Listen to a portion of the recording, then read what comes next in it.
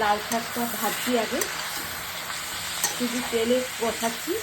আর এখানে কাঁচা হলুদ, ছোলা, আলু ভেজে রেখেছি, কাঁচা লঙ্কা ভেজে রেখেছি, একটু নকুল দানা দিয়ে দিচ্ছি।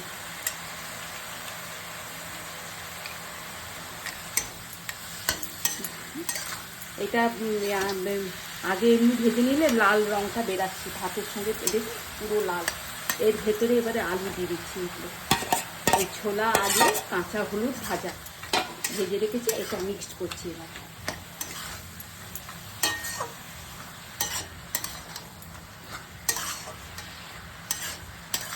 ঢাকা দেবো না, বিনা ঢাকাতেই ভাজা করবো।